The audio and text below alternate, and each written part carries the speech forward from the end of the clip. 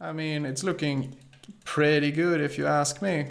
So now we can toggle music on and off, and also sound effects on and off. Wonderful. So let's create our second type of buttons. And those buttons will be these buttons. So we have unpause, we have replay the level, and also hit the menu, or the menu button. And let's call them URM buttons, because unpause, replay, menu. Naming the buttons is getting harder and harder, so this will do. First, let's just drag it into the res folder. Okay, so we have URM buttons. And then in our load and save, we create a new string here, URM buttons, and we call them URM buttons. And now we have access to those buttons. So in our UI package, right click, new class, and we can call it, let's just call it URM button, URM button, yeah. And this class needs to extends pause button and add a constructor. Yeah, that looks alright. And this class will also need a draw and a update. So maybe we should have added a interface to begin with, but let's not right now. It might be, yeah, let's not do it. We should have done it in the beginning, but whatever. So we will need a public void update. We will need a public void draw graphics G, and import that. Now we need to store these buttons, so a private buffered image, and make it an array images, and we need to import buffered image class, and in our constructor we say load images, something like that, and we will need a temporary buffered image temp for the atlas is equal to load save dot get sprite atlas load save dot URM buttons, like so. But since there are 3 different types of this button, we also need to have a int row index for our constructor.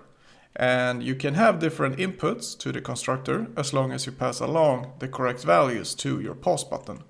So we have a row index, and we're going to use that to determine what type of URM button we need to have. So first, before we start loading the images, we need to initialize the images array. New buffered image, and it should be a size of 3, like so. Then we need the array int I equals 0. I is less than images dot length I plus plus. And images I is equal to temp dot get subimage. And now we need to figure out the width and the height of these buttons as well.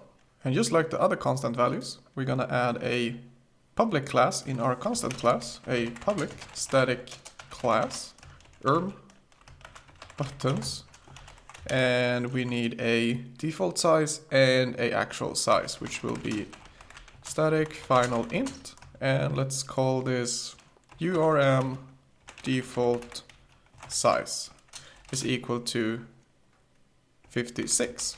And then of course the actual size in the game, which will be a public static final int URM size is equal to recast URM default size times game.scale, like so. Perfect. Now we can head back to our URM button, and up here we will need a import static utils constants dot UI dot URM buttons, and let's take them all, like so. And for our images, they are URM underscore default size, the same for our height, and it will be I times URM default size, and it will be row index times URM default size, but we need to store this one, so private int row index. And this dot row index is equal to row index, like that. So we get the images depending on the row index times the size, so 0, 1, or 2. And these match, and this is correct as well. So yeah, that looks all right. So when we do draw the image, we're gonna g.drawImage. We're gonna go with this one. The image we want is images, and we're gonna pass in index. And this index variable we're gonna have up here, index. And just like before, depending on the mouse event, we're gonna have a different index. Oh crap. I thought it would be easy editing this second part. I mean, I have all the recordings. I just need to edit it and put it together. But no. Turns out there's no sound in a couple recordings. I must have pulled on the cable or something, but I will blame my cat instead. Anywho, I will have to voice over the recordings, so this might sound a bit different, but it should do the trick. Alright, let's get back to the episode. And here we're passing in X and Y, the ones we're giving this class when we are creating it. And for width and height, we're gonna use URM size, because they are both the same in width as in height. Then we finish that off and clean it up a little bit. Then of course we need our mouse event booleans, mouse over, as well as mouse pressed. And into our update method, we're adding a few checks that's gonna set index to a different value depending on the mouse event. So mouse over, index is 1, mouse pressed, index is 2. And we make sure every time we go into this update method that we're setting index to 0 as a reset. And then we add the method that's gonna reset our booleans, our mouse event booleans. So whenever we have a mouse release event happening, we're gonna call reset booleans that's gonna reset mouse over and mouse pressed. And of course, we're gonna need the getters and setters for our mouse over as well as our mouse pressed. And we're gonna get that by right-clicking underneath our method reset bools and source, generate getters and setters, and select mouse over and mouse pressed. And now we have those getters and setters that we need. And now we can head over back to our pause overlay and actually create these URM buttons, URM buttons.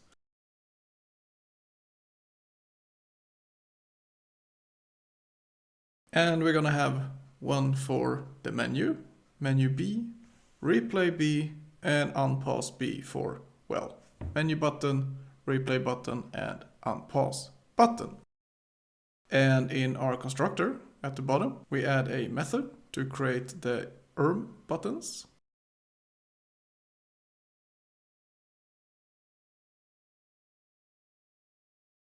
And in this method right here, we're gonna do something similar to the one below, where we first declare the X and Y, and then we pass it into the buttons we're going to create. So first for the menu X, we're gonna say recast over to int 313 times game.scale. And for replay button, we're gonna do the same, recast, and it's going to be 387 times game.scale. And the last one will be for the unpause X, which is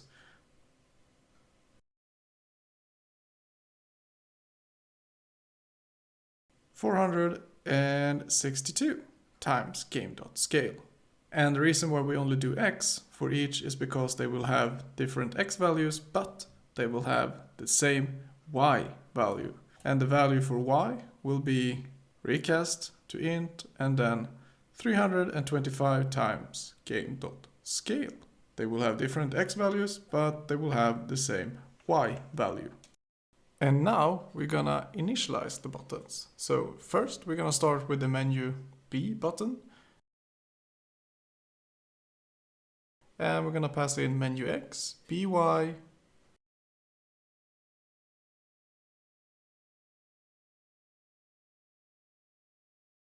URM_size, but we do need to import it up here. So let's just copy a big part of that other import, and we're gonna say UI.URMButtons.star, so we get all of them. And then back down here for our menu button, width and height is gonna be URM_size and URM_size. And the last variable we're passing in is the row index, which will determine which row of buttons we're going for. So for our menu button, it's going to be number 2. And we're just going to copy the menu button and change the name of the other ones, and also change the type of X variable we pass in for our button. And obviously also the row index needs to be changed as well. So the replay will have the 1, will have index 1, and unpause will have index 0. And that is looking alright. Yeah, we just have to have the correct X values for each button. And we do. Now we can head down to our update method here and call each update for each button. So menubutton.update, replaybutton.update, and of course unpausebutton.update. Let's copy those 3, and into our draw method we add yet another comment here saying URM buttons, and we paste in what we just copied and just change it to the draw method. And just copy that as well, less writing. And now we have it all set up, I think. So let's give it a try and see what we have. Alright, the buttons are showing. Perfect. That's looking pretty good if you ask me. Now we need to add the functionality behind the buttons. And we're going to start in our mouse pressed, and we're just going to type it all out.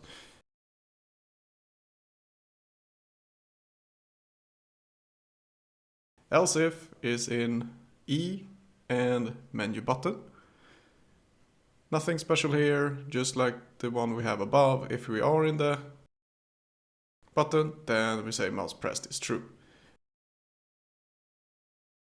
And we might as well copy this and paste it 2 more times and change it to replay button and unpause button. Nothing new, nothing special. We've done this before. And just making sure that it all looks correct, and it does. And then we will go into our mouse released and add 2 brackets to the sound effects button. Let's just copy it and say if we are in menu button, then we're checking if menu button is pressed first of all, otherwise we can't do anything.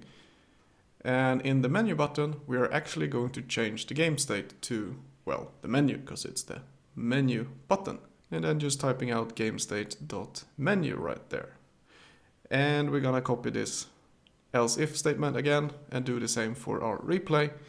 But we have no replay function, so we are just going to do a printout, syso, system out print line, that is. And we're just gonna type out replay level. And when we then later add a replay function, we can just replace this system out print line with that actual function. But this is just a placeholder.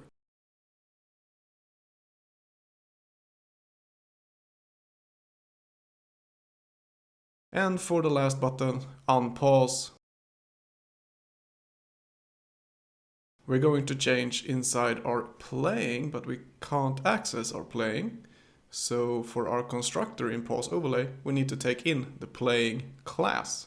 So playing in our constructor, and then we're gonna set the playing that we're gonna create just now to playing. So now we have a way of accessing the methods inside playing.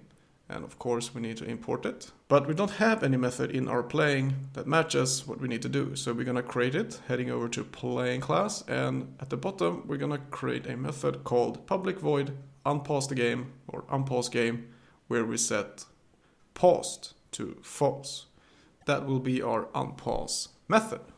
And of course, don't forget, we need to give pause overlay in the playing class this as a input, meaning that we're passing in this class to pause overlay.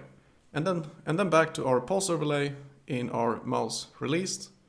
In the unpause bracket, we say playing.unpause the game. And we are now complete in those brackets, but just like the music and sound effects button, we need to reset the bools in each of those new buttons. So when we click and release, we also reset the booleans.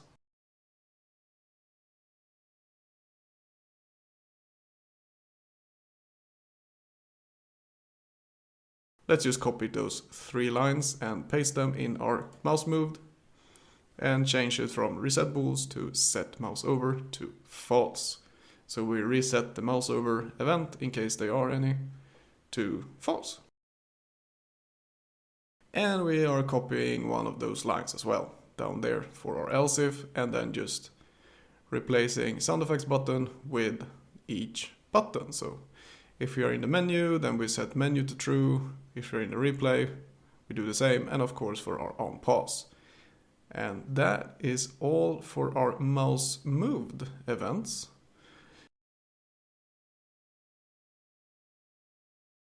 And I think it's time to test. So mouse over works, perfect. Clicking the menu button takes us to menu, which is working great. And let's see if our replay button works. And it did. So we get a replay level printout in our console, meaning it works. And if we press unpause, nothing happening, the window is still there. And that is because in our playing class, we are always drawing the pause overlay, no matter what the state of paused is. So we need to add a check there that says if it's paused, then we're gonna draw it.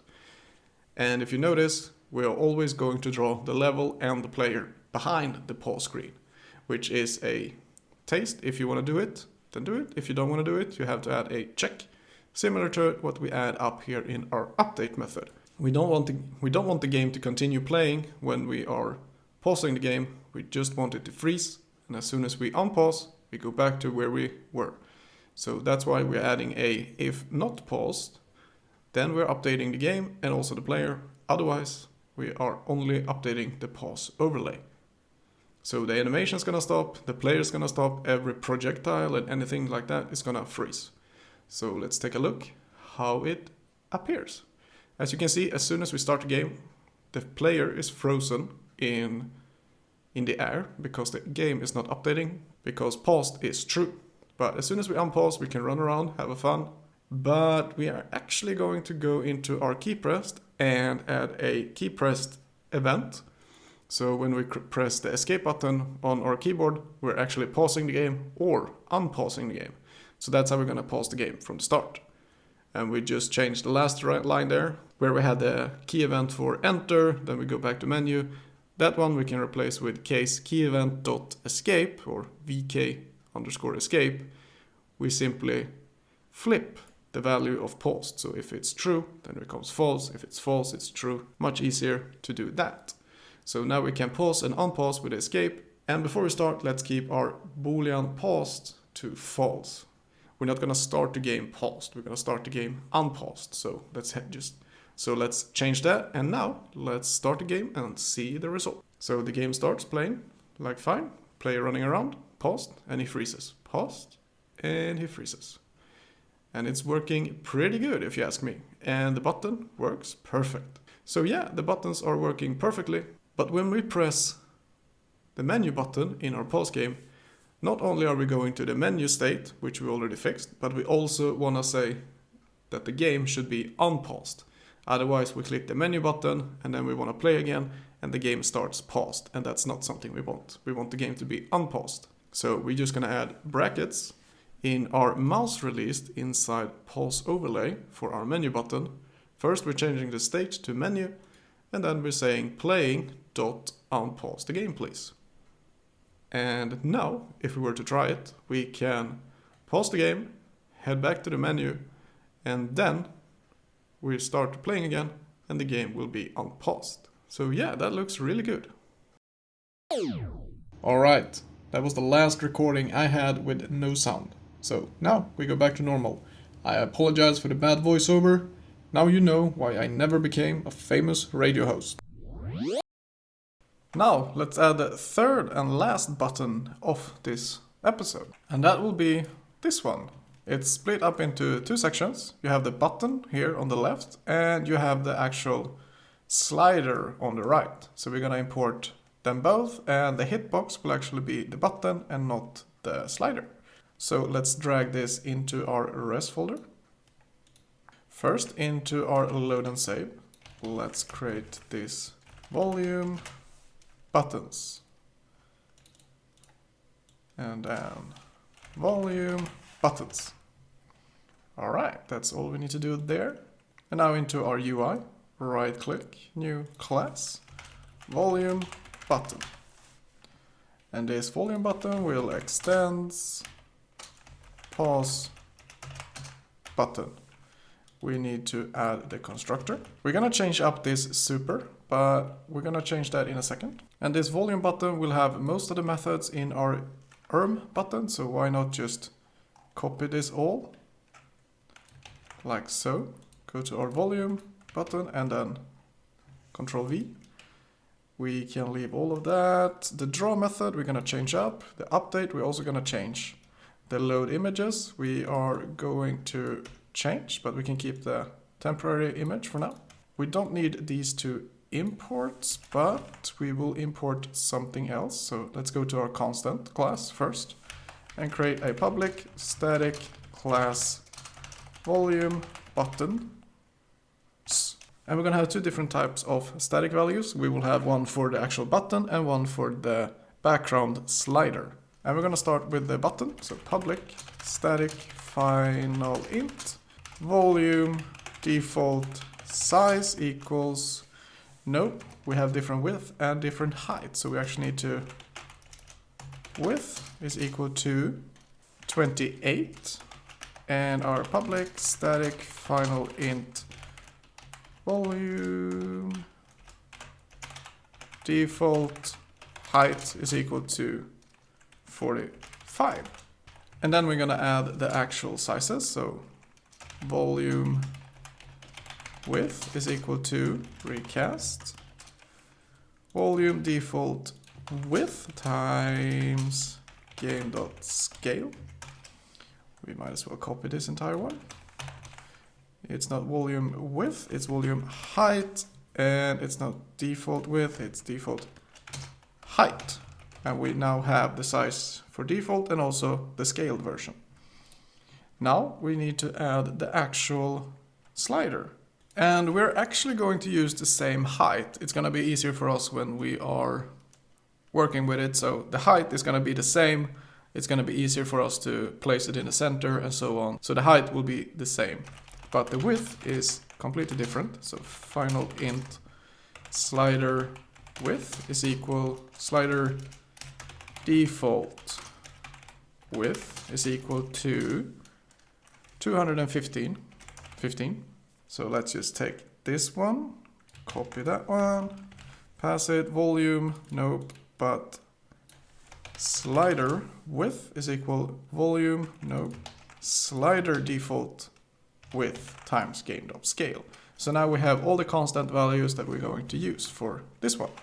So now we can actually close down this constant class and head over to the volume button.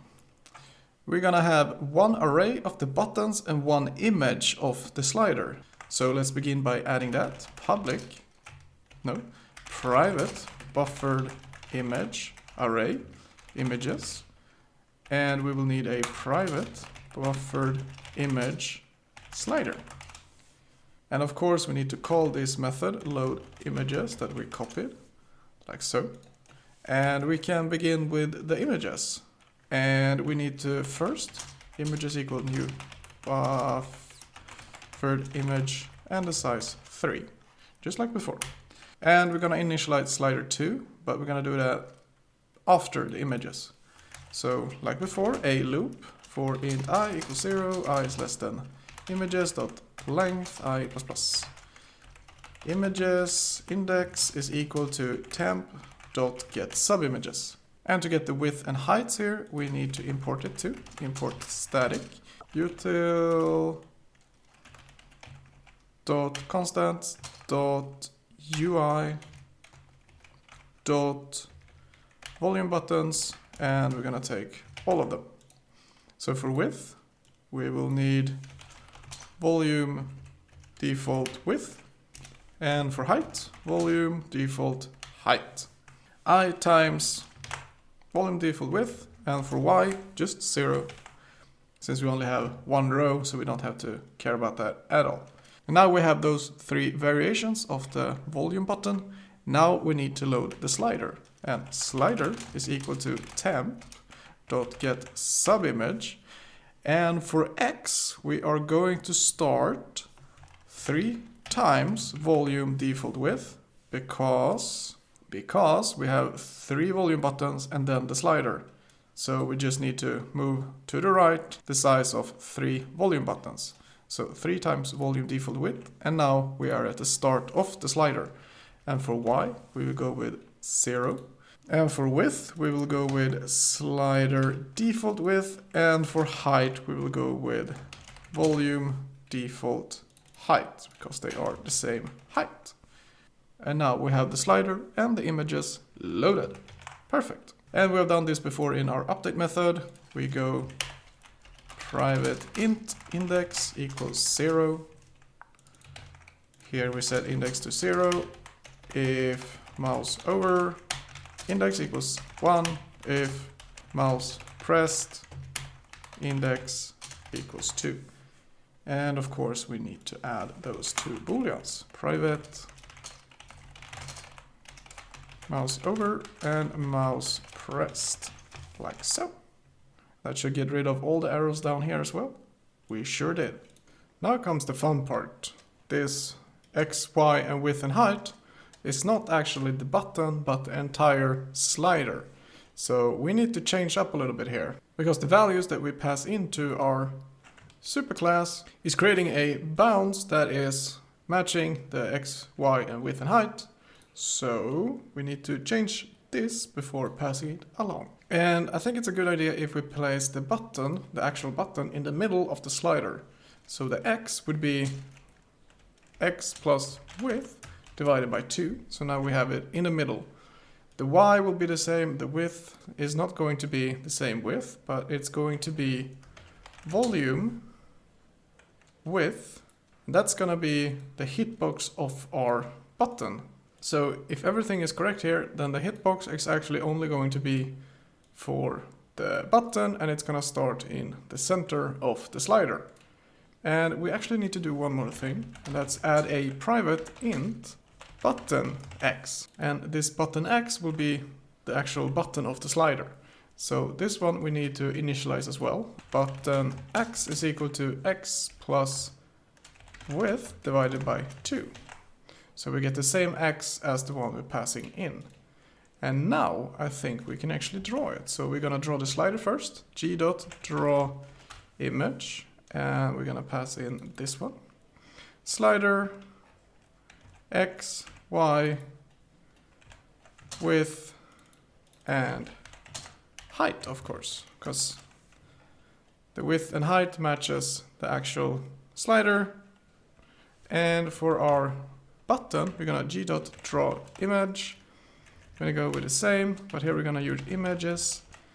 We're gonna take the first one, and we're gonna have x for button x, but for y, we're gonna have y, and for width, we're gonna have volume width, and for height, we can use the same height as before, because height is the same for our button as well as our slider. And I think that is actually going to be correct, but instead of 0 we go index, because we already have index up here, so we might as well use it right away. Alright, so into our pulse overlay, and underneath our URM button we say private VolumeButton, VolumeButton, and we create VolumeButton, and we initialize that method. And the x position will be x volume x equals, recast it, 309 times game.scale. And the int volume y will be cast over to int 278 times game.scale. And that is good. And then volume button equals new volume button vx vy. For width we will go, and of course we need to import the statics here. We're just gonna copy this line. So dot volume buttons, and we're gonna take them all like so. And now we can actually specify slider width and volume height. I think that's gonna be good. Then we update the button and we draw it. So slider volume button dot draw. And if it's working now, we should see a volume button and a slider in our pause overlay. But we get an error. For what reason? I think I know. I made a oopsie here. Yeah, and it's given us an error that says x plus width is outside raster, which means we're trying to access a pixel that's outside the width and height of the image that we gave it. And I forgot to change this, as we're not using URM buttons here. We should use the volume buttons instead. And if we try it now, we should get it to work. But we still had an error. Why is that? Outside raster.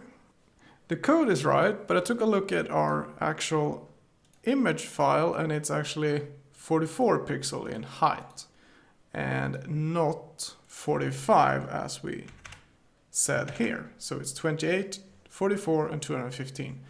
How about now? And now we should be able to see the button and its slider, but we're only seeing part of the slider and the button.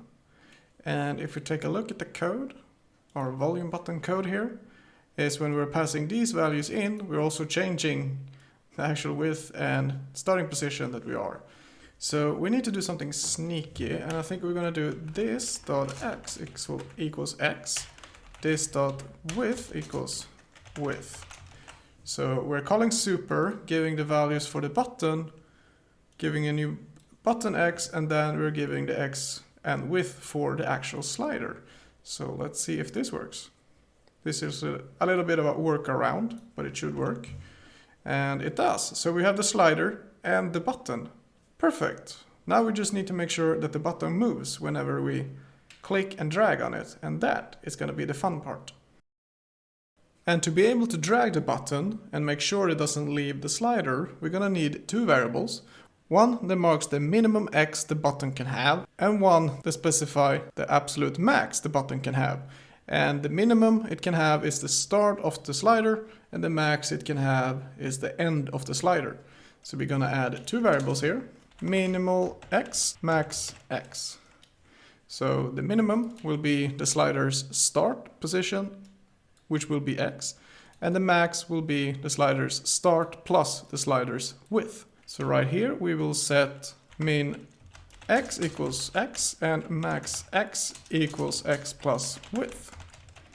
So now we have two positions, the minimum and maximum, and the y will always be the same. We don't want to change the y at all. So at the bottom here somewhere, let's say right underneath our draw method, we're going to have a public void change x. And this will simply be the mouse x. When we're pressing it, it's going to be the mouse x. So int x. So if we're trying to move the x position of the button further than it's allowed, then we're going to set it to the absolute minimum of x. So if x is smaller than minimal x, then we set button x to minimal x. Otherwise, if we're trying to drag it too far to the right, x is more than maximum x, then button x equals max x. Simple as that. And if it's inside the bounds, we simply say button x equals x. And we're going to come back to this because we need to take into account a actual button's width, but we're gonna do that a little bit later when we are polishing it. And I think that is all we need to do in here for now. Let's head over to our pause overlay, and let's begin in here for the pressed, released, and also moved. So first in our mouse pressed, let's just copy one of these. If it's in volume button, then volume button set mouse pressed equals true. And in our mouse released, we are actually going to ignore it because nothing's going to happen when we release the button, or at least when we're releasing the button with the mouse inside the button. It doesn't really matter. But we will need to reset the actual button in case we do. And for mouse move, we're gonna set mouse over equals false. And then of course we need a mouse moved event. We need to change that and also that. Volume button, yep, that looks right. Now we can go to our mouse dragged, and here we are not gonna care about whether or not we are inside the button when we start to drag, because we might drag it and be outside the button, but it should still work because we pressed inside the button before we started to drag it. So first we want to check if volume button dot is mouse pressed, meaning we click the button or press the button, and now we're going to drag it. Then we simply call volume button dot change x, e.get x. And I think that's gonna be all for now. Let's actually start it up and see what we have. The mouse over works. You can see it's changing color. Button pressed works. How about mouse button dragged? It doesn't change. Why is that? And that is because we're never actually calling this method from our mouse input. So let's head over to our inputs. Mouse inputs, mouse dragged. Here we have no code. So we're gonna add a switch. And we're gonna remove the menu, we don't need that. And for our playing, get game, get playing, mouse move, no. Mouse dragged. But I don't think we have it. No, we do not. So let's go over to playing as well. Our public void mouse dragged. And we need a mouse event E. And we are only going to use it in case we are paused. So paused overlay, or the pause overlay is the correct one, dot mouse dragged, like so. So now we have all the way from our mouse inputs to our playing to our pause overlay, and from pause overlay to our volume button. So now we should actually see some difference. The mouse over works, the mouse pressed works, how about dragged? It's working kinda like we want. We have the basic idea here. And as we can see, it's going past our maximum, but it's looking good on our minimum right here. So we need to change that. Alright, so we have three things to care about. The first one is whenever I go past this maximum, it's outside it. Left looks alright, and as soon as I let go, the mouse over doesn't work and press doesn't work because we never update the bounds or the hitbox. The hitbox is still on the old place, which you can see if I hover just a little bit here in this space. And as soon as I click and drag, it jumps. So three things we need to take care of. Let's begin with the hitbox first. And that's going to be rather easy. All we have to do whenever we change the X, we call bounds.x equals button X. Simple as that. And when we draw the image, we actually going to draw it minus volume width divided by 2. So we move the mouse button half the width of the button to the left, which will make our mouse in the actual center of the button and not on the left side of the button. So that's two of them. But since we move the visual to the left a little bit, we need to do the same for our bounds X. We also need to change the position for the bounds from the very start, which we can do right after our super. So right underneath super, we can say bounds.x minus equals and just volume width divided by 2. So we're moving it to the left by that much. And if we try it now, we should see some better results. So the hitbox is looking better. I can drag it to here. I can grab it and drag it to here, wherever I want. Yeah, that looks pretty good, not gonna lie. But as you can see, it's now outside on the left side and also outside on the right side. But now they are just as much on left as the right. And that's because the button is now drawn on the X, but about half of its width. And you just have to take that into account when we're sliding it, and we should be good. Our minimum is X, but we need to go plus volume width divided by 2. And for our max X, we go minus volume width divided by 2. So if we try it now, we should have a slider that stops there, and it stops there. Perfect. That's really good. So yeah, this is pretty much all. Alright, this episode have come to an end. With a paused overlay to our game, we have added yet another key piece of the game. It's starting to look like a real proper game now, and that's really cool to see. Now, don't forget to hit that subscribe button and also like the video. More episodes are to come and you don't want to miss them. Thank you for watching this episode, and I hope to see you in the next episode as well. Bye.